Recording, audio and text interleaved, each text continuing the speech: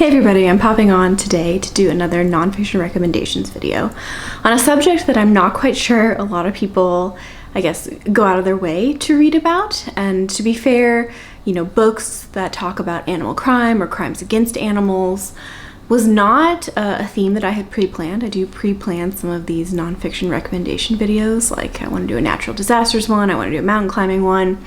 This isn't one that I had thought of beforehand, but looking at some of my recent reads, I realized that quite a few fell under this category. And in particular, there's one book I'm going to talk about today that I gave 5 stars to, which I haven't given a lot of books 5 stars to this year, that I just thought was really excellent. So I wanted to compile them into this video, and hopefully if you are interested in the subject or you want to learn more about the subject, you can find something good to read amongst these books. I'm talking about 5 books today, and the first one is Gator Country, Deception, Danger, and Alligators in the Everglades by Rebecca Renner. And I think the book blurb really captures what this book is about, which is an undercover operation done by the Florida Fish and Wildlife Service to catch this alligator poaching ring. They're poaching alligator eggs in particular. And so a lot of the focus in this is on a single undercover agent that kind of pretends to be a poacher within this community in order to figure out who the big players are. I think one thing I liked about this book is that the author, who is from Florida, goes into a lot of the details as to why people poach. And she raises a really interesting question, which is poaching always bad? And I really did like this kind of balance to a lot of the kind of undercover aspects of the book.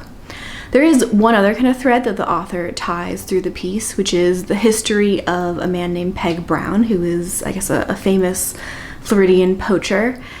And I think one of the complexities or challenges with having, you know, multiple weaving storylines throughout the entirety of the book is that if they're not equally interesting, then every time you switch to maybe the less interesting aspects of the book, the pacing automatically slows down.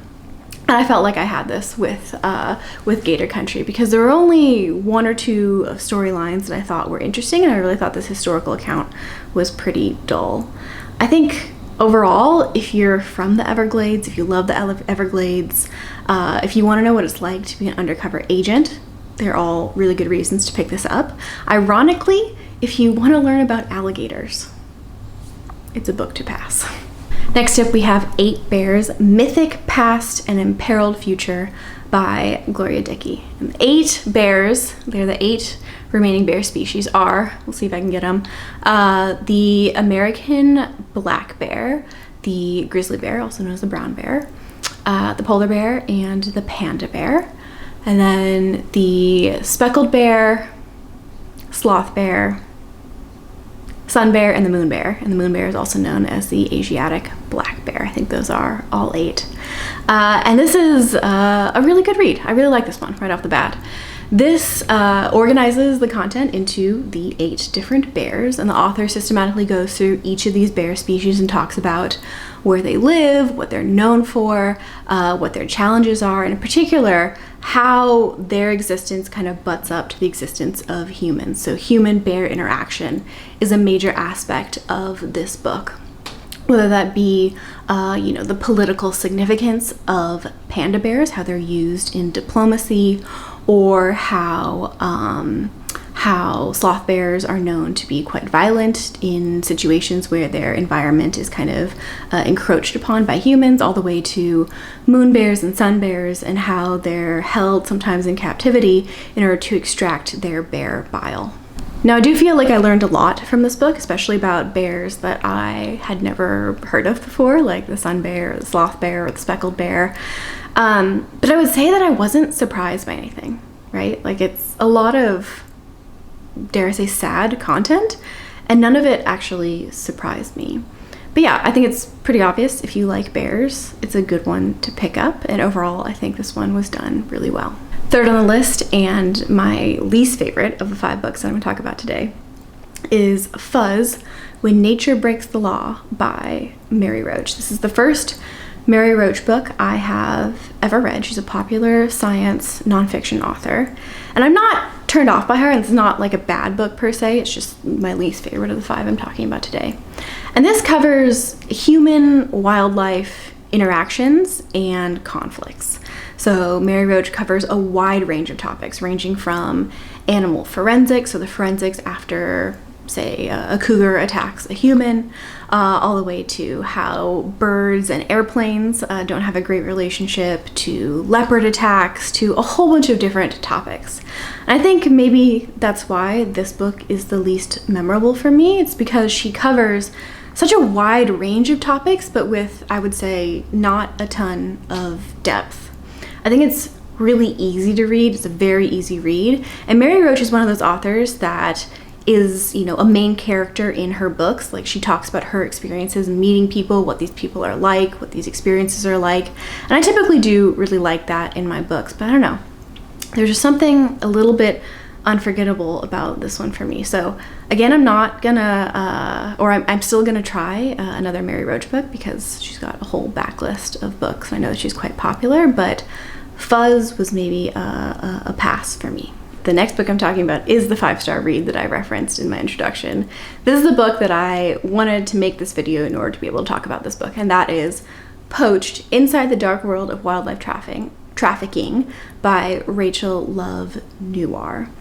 Right off the bat, if you don't want to read about graphic animal abuse, animal cruelty, people eating animals, don't read this book, because I didn't think that I would be bothered by that kind of content, and yet I found some aspects of this book really difficult to listen to. I listened to it as an audiobook, so just be warned, out of all the books, this is the most graphic of the ones that I'm talking about. I just thought this author had a really comprehensive approach to this subject, and though she focuses mainly on Africa and Southeast Asia, she covers many of the complexities and the aspects around animal poaching. You know, most people, or poaching is a thing typically because people want certain animal body parts. That's a big aspect of the poaching industry. So people want pangolin scales, they want rhino horn, they want all these different things. So the author covers, you know, why people poach, why people believe in these animal cures in quotes again, you know, what are the cultural beliefs behind many of these medicinal approaches. How can you go about changing a cultural belief, something ingrained in a population, in order to encourage them to not want these animal products? There's a lot of complexity in that. You know, what are the grassroots organizations? What are the conservationists? What are the organizations and what are the political powers that can try and do something about poaching? All these different aspects. And I really thought that, again, it provided such a whole picture of the poaching industry. I was really impressed with the author's research, her really detailed and comprehensive research. Throughout all of this, the author is, you know, a major part of the storyline. So again, like Mary Roach, she is a character within the book itself. And I just thought that her observations and her thoughts added to the story in a way that, you know, that doesn't always happen when authors do that. If you're looking for a book that is complex but also focused, and again provides a big picture view, then this is one to pick up. It's a hard read, very frankly. It's a hard read, and it is extremely graphic, but I think it is a necessary read if you're interested at all in the complexities of animal poaching. So yeah, if you're gonna read one book from this video, this would be the one that I recommend. And then lastly, I want to mention The Falcon Thief: A True Tale of Adventure, Treachery, and the Hunt for the Perfect Bird by Joshua Hammer. And this is a book that focuses mainly on a single thief. His name is, I think, Jeffrey Lendrum, and he is wholly obsessed with birds of prey, all things birds of prey. Now, right off the bat, I read this around the same time as I read The Art Thief by Matthew Finkel, and I can't remember what the con man in that book, what his actual name was. But that thief, that art thief, and the thief explored in The Falcon Thief reminded me so much of each other because they're narcissists, they're selfish, they're entitled, they're obsessed. They're also not particularly smart thieves. They're just lucky, I think, in some aspects. And both of them are really irritating to read about because they're both, again, assholes. And so I just feel like part of the joy of reading this book is the fact that I just really didn't like the person, and I want to know what happened to him. In particular, I want to know if he was caught or not. And so that made it a very entertaining read.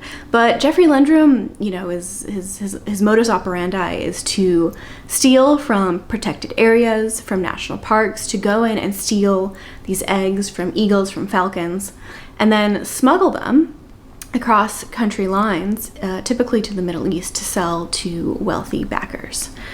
So it's like, again, they do it for money, but they also do it because they are obsessed. In both cases, they're obsessed from a young age.